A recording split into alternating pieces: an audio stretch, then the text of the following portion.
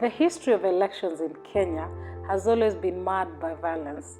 Looking at 2007, that sets the precedence for the hotspots in Kenya, and 2013, 2017, this formed the basis of our monitoring work, whereby as an institution, IMLU began documenting incidences of human rights violations way earlier into the elections. Our strategy as an institution was to recruit, train, and deploy 122 monitors across 41 counties to safeguard human rights, whereby they were trained and sent to monitor, document incidences of human rights violation and send them to the institution, that is to IMLU, for us to be able to respond.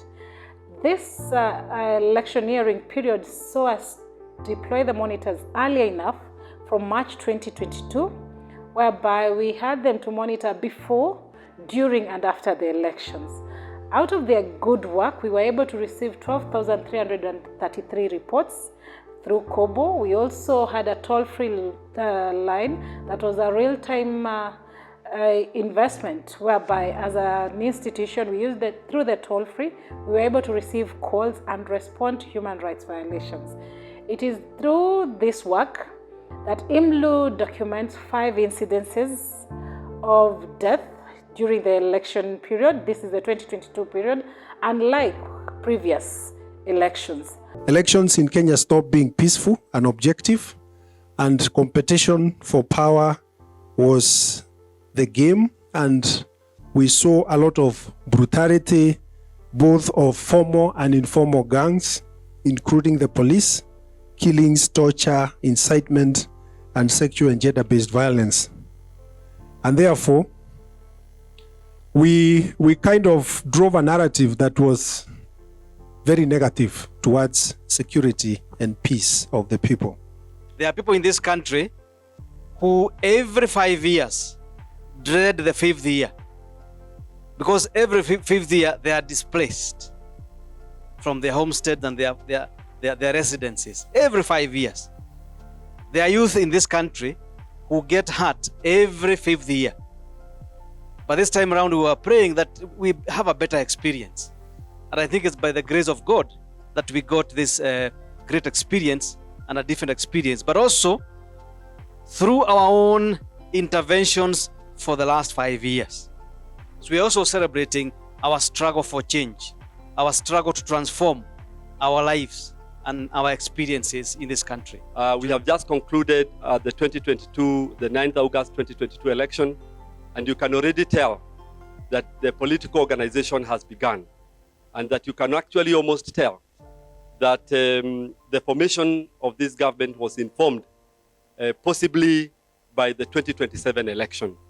And so that requires that, as Peter has mentioned, that we begin to prepare early enough, as early as we can, to watch the space, because a lot unfolds between now and will unfold between now and when IEBC officially commences their official electoral processes. So from December last year towards Christmas, while most organizations had already closed and gone back home, we sludged on together with the NPS and various actors.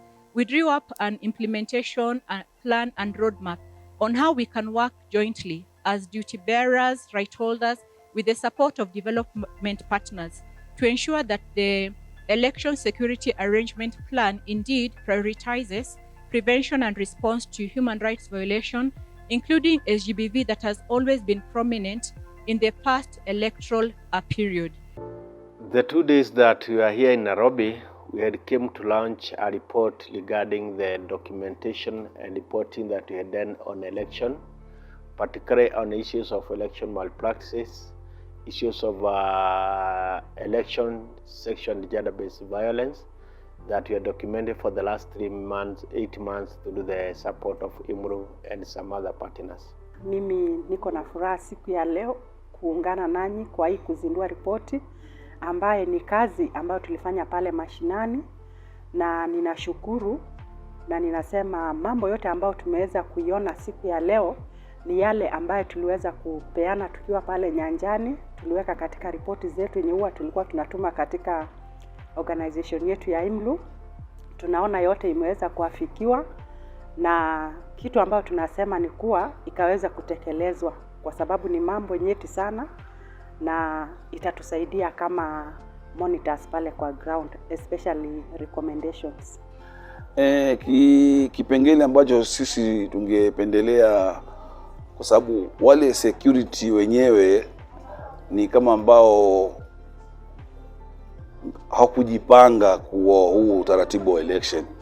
Kwa hivyo ni IMLU ielimishe serikali kwa election ya 2027 ni idara ya polisi, National Police Service, wajipange kwa upande wa chakula na upande wa zoezi la kuangalia vipi wanaweza kufika kwenye vituo kwa wakati mwafaka. We had a peaceful elections because like us in IMLU, they had called out at advance. We had been educating people from the ground that for the need to be peaceful, the need for not fighting others. And I think with that and the training they had done with the police officers, I think the working between the police and the community was very less and very, very good. Kwa hivyo kwa upande wetu sisi tunashukuru kuwa wamefanya kazi kubwa sana kutuelimisha, ili tukifika kule mashinani na uzoefu na urahisi kuelimisha jamii.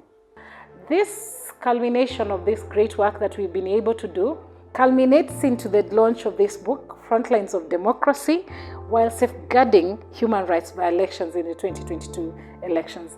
In this book, IMLU provides recommendations both to the state and non-state actors towards safeguarding human rights in the country, even as we propagate towards 2027.